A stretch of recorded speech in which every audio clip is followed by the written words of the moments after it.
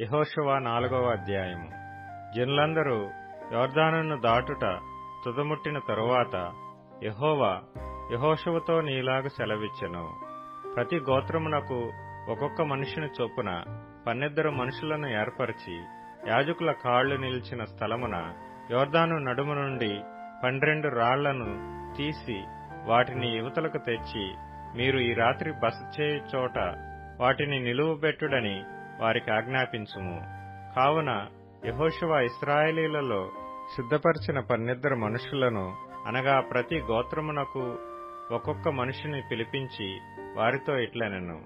యొర్దాను నడుమనున్న మీ దేవుడైన యెహోవా మందసము నెదుట దాటిపోయి ఇశ్రాయేలీయుల గోత్రముల లెక్క చొప్పున ప్రతి వాడును ఒక్కొక్క రాతిని తన భుజము మీద పెట్టుకొని తేవలెను. ఇక మీదట మీ కుమారులు ఈ రాళ్లెందుకని అడుగునప్పుడు మీరు యెహోవా మందసము నెదుట యొర్దాను నీళ్లు ఏకరాశిగా ఆపబడెను.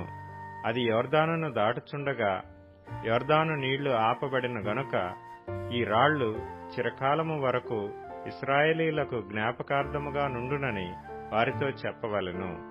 అది మీకు ఆనవాలై ఇండును. అందుకే దీని చేయవలెను. యెహోషువ ఆజ్ఞాపించినట్లు ఇశ్రాయేలీయులు చేసిరి. యెహోవా యెహోషువతో చెప్పినట్లు వారు ఇశ్రాయేలీయుల గోత్రముల లెక్క చొప్పున యొర్దాను నడుము నుండి 12 రాళ్లను తీసి తాము బస చేసిన చోటికి తెచ్చి అక్కడ నిలువబెట్టిరి. అప్పుడు యెహోషువ నిబంధన మందసమును మోయు యాజకుల కాళ్లు యొర్దాను నడుమ నిలిచిన చోట 12 రాళ్లను నిలువబెట్టించెను. నేటి వరకు అవి అక్కడనున్నవి. ప్రజలతో చెప్పవలనని యెహోవా యెహోషువకు ఆజ్ఞాపించినదంతయు, అనగా మోషే యెహోషువకు ఆజ్ఞాపించినదంతయు నెరవేరు వరకు యాజకులు మందసమును మోయిచు యొర్దాను నడుమ నిలుచుండగా జనులు త్వరపడి దాటిరి. జనులందరూ దాటిన తరువాత వారు చూచుచుండగా యెహోవా మందసము మోయి యాజకులు దాటిరి. మరియు ఇశ్రాయేలీయులు చూచుచుండగా రూబేనీయులను, గాదీయులను, మనష్షే అర్ధగోత్రపు వారును మోషే వారితో చెప్పినట్లు యుద్ధ సన్నద్ధులై దాటిరి. సేనలో ఇంచుమించు 40,000 మంది యుద్ధ సన్నద్ధులై యుద్ధము చేయుటకు యెహోవా సన్నిధిని యెరికో మైదానములకు దాటి వచ్చిరి.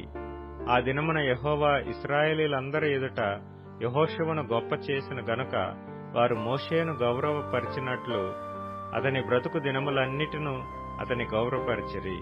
యెహోవా సాక్ష్యపు మందసమును మోయు యాజకులకు యొర్దానులో నుండి యువతలకు రండని ఆజ్ఞాపించుమని యెహోషువతో సెలవీయగా, యెహోషువ యొర్దానులో నుండి ఎక్కి రండని ఆ యాజకులకు ఆజ్ఞాపించెను.